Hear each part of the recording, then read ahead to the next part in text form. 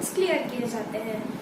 इससे प्रीवियस वाले वीडियो में हमने डिस्कस किया था about what is external sources of recruitment, क्या होता है उसकी हमने डेफिनेशन डिस्कस की थी। But due to some technical defect वो जो वीडियो है वो आधे में बंद हो गया था। मैंने सोचा था कि जो इसके मेरिट्स एंड डीमेरिट्स है मैं उसी वीडियो में डिस्कस कर दूं, लेकिन फिर उसमें कुछ टेक्निकल डिफेक्ट हो गया तो वो बंद हो गया। तो आज के वीडियो में हम डिस्कस करने वाले हैं about the merits and demerits of external sources of recruitment. मतलब अगर क्यों हमें एक्सटर्नल सोर्सेज ऑफ रिक्रूटमेंट के लिए जाना चाहिए, that is very happy to adopt external sources of recruitment, and क्यों हमें किसी एक्सटर्नल सोर्सेज ऑफ रिक्रूटमेंट के लिए नहीं जाना चाहिए, that is not happy to adopt external sources of recruitment. So first of all let's talk about the external sources of recruitment के merits. तो आ जाइए हैप्पियर साइड की तरफ। इसको मैंने एक टैबुलेटेड फॉर्म में आपको प्रेजेंट किया है जिससे कि आपको जो आपकी कंसेप्ट क्लैरिटी है वो अच्छी हो जाएगी, और अगर आप चाहें तो आप इसको अपनी एग्जाम में भी प्रेजेंट कर सकते हैं, बस ये इमेजेस ना बनाइएगा, ठीक है। तो अगर मतलब मैं आपको बताऊं कि अगर आपको इसको अच्छी तरह से याद करना है, सो आप अगर ये images sad image and happy image, इससे अगर आप अपनी कॉपी में भी बना लेंगे तो आपको इजियर हो जाएगा ये समझने के लिए। अच्छा, हम मेरिट्स के बारे में बात कर रहे हैं या हम डीमेरिट्स के बारे में बात कर रहे हैं। तो ये जो टेबल है, let's get to the happier side of the table and हम देखते हैं अब कि क्या मेरिट्स है अगर हम एक्सटर्नल सोर्सेज ऑफ रिक्रूटमेंट के लिए जाते हैं। सबसे पहले अगर हम एक्सटर्नल सोर्सेज के लिए जाते हैं, so we get qualified employees. Qualified employees क्योंकि जो विद इन द ऑर्गेनाइजेशन जो एम्प्लॉयज काम कर रहे होते हैं उनको जनरली बाहर के ट्रेंड्स के बारे में, बाहर में जो बिजनेस ट्रेंड्स चल रहे हैं उसके बारे में ज्यादा पता नहीं होता, उनके पास अपडेटेड नॉलेज नहीं होता, स्किल्स नहीं होती। तो है ना, जब हम एक्सटर्नल सोर्सेज ऑफ रिक्रूटमेंट के लिए जाते हैं, so we get qualified employees with the latest qualifications, latest updated knowledge, latest skills, है ना। सो अगर हम एक्सटर्नल सोर्सेज के लिए जाते हैं, so first merit we will get is qualified employees. क्यों? क्योंकि वो जो एम्प्लॉयज होंगे वो आउटसाइड दी ऑर्गेनाइजेशन होंगे, तो उन्हें पता होगा कि कौन सी लेटेस्ट टेक्नोलॉजी चल रही है कौन सी लेटेस्ट टेक्नोलॉजी चल रही है अभी, कौन सा बिजनेस ट्रेंड चल रहा है, मार्केट के कंडीशंस क्या है, इकोनॉमी क्या है ना। उनको पता रहेगा कि मतलब क्या हमें स्किल्स रिक्वायर्ड है, तो ये सारी चीजें उनके पास अप टू डेट होंगी। इसीलिए we will get qualified employees when we opt for external sources, that is very happy to opt external sources, ठीक है। फिर second thing is wider choice. अब जब हम इंटरनल सोर्सेज ऑफ रिक्रूटमेंट के लिए जाते हैं तो we search for employees within the organization. हमारे पास जो चॉइस रहती है वो लिमिटेड होती है कि जितने ऑर्गेनाइजेशन में एग्जिस्टिंग एम्प्लॉयज है उन्हीं में से हमें या तो ट्रांसफर करने हैं या प्रमोशन करने हैं। लेकिन जब हम आउटसाइड दी ऑर्गेनाइजेशन जाते हैं, जब हम एक्सटर्नल सोर्सेज के लिए जाते हैं, so we will get a big pool, big ocean of candidates, है ना। Big ocean of candidates we will get all the prospective employees that will be in our organization, so we will get a wider choice to choose from, है ना। we will get a wider choice to choose from when we opt for external sources of recruitment। तो second clear हो गया। Internal sources में limited choice होती है, वहीं external sources में क्या होता है, वाइडर चॉइस होता है।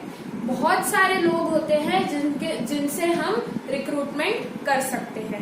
सो पहली बात जो थी वो थी क्वालिफाइड एम्प्लॉयज मिलते हैं हमको, है ना, जिनके पास अप टू डेट नॉलेज होता है। उसके बाद वाइडर चॉइस रहती है हमारे पास कि कौन से एम्प्लॉयज बेस्ट एम्प्लॉयज हम हमारी ऑर्गेनाइजेशन के लिए सिलेक्ट कर सकते हैं। And third thing is competitive spirit. अब क्या होता है कि जो इंटरनल सोर्सेज ऑफ रिक्रूटमेंट होते हैं उनमें जो एम्प्लॉयज एग्जिस्टिंग एम्प्लॉयज होते हैं उनमें क्या होता है, एक कंपटीशन की एक स्पिरिट होती है ना किसी बंदे में। जैसे आप और आपकी फ्रेंड है, ठीक है, सो आप में क्या कंपटीशन चलता होगा कि कौन सबसे पहले आएगा, फर्स्ट आएगा, कौन को कितने मार्क्स आएंगे वगैरह वगैरह, हर चीज में कंपटीशन चलती। अब देखिए एक छोटा भाई या बड़ा भाई है, छोटी बहन बड़ी बहन है, तो इन सब मतलब फैमिली में ही जो भाई लोग और बहन होती है उनमें कंपटीशन की एक स्पिरिट होती है ना। लेकिन जब हम ऑर्गेनाइजेशंस की बात करते हैं and when we talk about the internal sources of recruitment, when we talk about the existing employees, उनमें कहीं ना कहीं ये जो कंपटीशन की स्पिरिट होती है कि मेरे को उससे अच्छा करना है, ये जो कंपटीशन की स्पिरिट होती है ना, ये कहीं ना कहीं धीरे धीरे कम होती जाती है। लेकिन जब हम एक्सटर्नल सोर्सेज की बात करते हैं तो जो एम्प्लॉयज आते हैं वो एकदम कॉम्पिटिटिव स्पिरिट के साथ आते हैं कि कैसे न कैसे करके मैं इस एम्प्लॉय से या इस मेरे कलीग से किस तरह से अच्छे से अपने कॉम्पिटिटिव स्पिरिट से किस तरह से मैं परफॉर्म कर सकता हूँ। तो जब हम एक्सटर्नल सोर्सेज ऑफ रिक्रूटमेंट के लिए जाते हैं दोस्तों, तो क्या होता है, जो एम्प्लॉयज आते हैं उनमें कॉम्पिटिटिव स्पिरिट होती है, किस तरह से मैं अपने ऑर्गेनाइजेशन को एट द पीक लेके जाऊं, किस तरह से मैं इंडिविजुअली अच्छे से परफॉर्म कर सकूं, बेटर परफॉर्मेंस दे सकूं, किस तरह से मैं अपने लिए एक एफिशिएंट लेवल खुद का बना सकूं। तो जो एक्सटर्नल सोर्सेज ऑफ रिक्रूटमेंट होता है उसमें क्या होता है, जो एम्प्लॉयज आते हैं उनमें एक कॉम्पिटिटिव स्पिरिट होती है, अ स्पिरिट ऑफ कॉम्पिटिशन होती है। So these were the merits of external sources of recruitment that is happy to adopt the external sources of recruitment. Now let's talk about the other part of our table that is not happy to adopt the external sources of recruitment. क्यों हमें organisation में external sources of recruitment के लिए नहीं जाना चाहिए? तो the first point is dissatisfaction among existing employees. अब क्या होता है, जो बाहर से एम्प्लॉयज आते हैं उनको बहुत नया नॉलेज होता है, वो बहुत क्वालिफाइड होते हैं, एकदम न्यू फ्रेश होते हैं वो लोग। तो क्या होता है, कहीं ना कहीं जो अपने बॉस होते हैं ऑर्गेनाइजेशन में या बाकी के जो कलीग्स होते हैं उनको न्यू एम्प्लॉयज को जो इंसेंटिव्स दिए जाते हैं, जो रिकॉग्निशन दिया जाता है, वो कहीं ना कहीं एग्जिस्टिंग एम्प्लॉयज के मुकाबले ज्यादा होता है ना। तो क्या होता है, it creates dissatisfaction among existing employees. Existing employees कहीं ना कहीं डिससैटिस्फाइड होते हैं। क्योंकि जब हम इंटरनल सोर्सेज ऑफ रिक्रूटमेंट की बात करते हैं तो या तो एग्जिस्टिंग एम्प्लॉयज को ट्रांसफर मिलना है या तो they will be promoted to a higher authority. Means फायदा किसका है इसमें, एग्जिस्टिंग एम्प्लॉयज का। लेकिन जब हम एक्सटर्नल सोर्सेज की बात करते हैं तो हम आउटसाइड द ऑर्गेनाइजेशन जाते हैं, तो ये जो एग्जिस्टिंग एम्प्लॉयज है इनको किसी भी तरह का कोई भी फायदा नहीं होता है इसमें। तो it creates dissatisfaction among existing employees. Clear है दोस्तों? आई होप आपको क्लियर है। So we can not adopt for external sources of recruitment because it creates dissatisfaction among existing employees. तो आई होप आपको ये क्लियर है। Now let's talk about the second point, lengthy process. External sources of recruitment बहुत ही lengthy process होती है। क्यों? क्योंकि सबसे पहले तो या तो आप एडवर्टीजमेंट दोगे, ठीक है, या तो आप कैंपस रिक्रूटमेंट करोगे, उसके लिए आपको अलग अलग कैंपसेस में जाना पड़ेगा, कॉलेजेस में जाना पड़ेगा।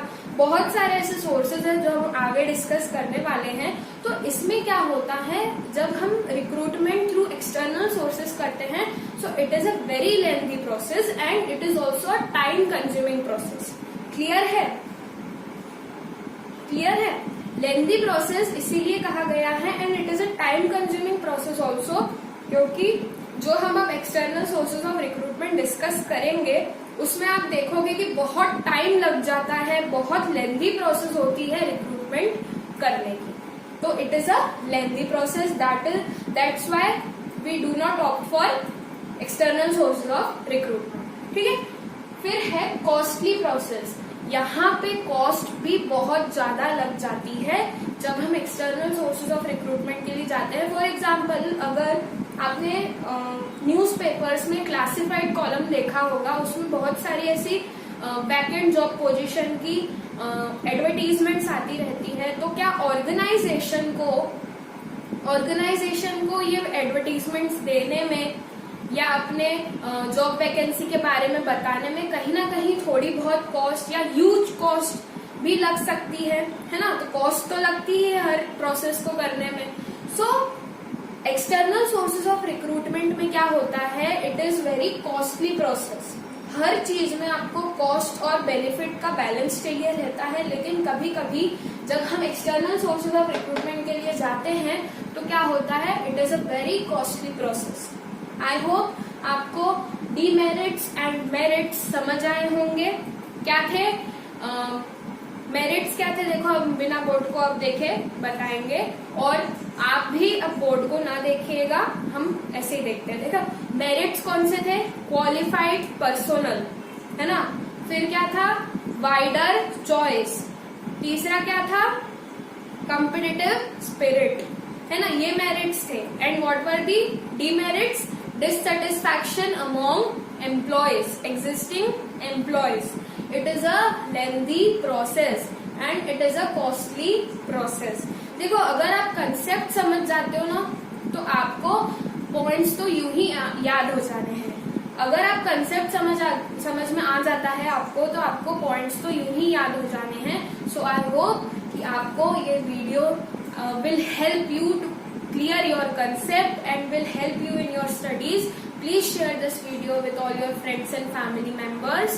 So इस वीडियो में हमने डिस्कस किया कि what were the demerits and merits of the external sources of recruitment. अब हम देखेंगे अगले वीडियो में कि कौन से जो sources of recruitment है, external sources of recruitment, वो कौन से है। So please note it down. Thank you for watching my video. Keep watching Unlock Business.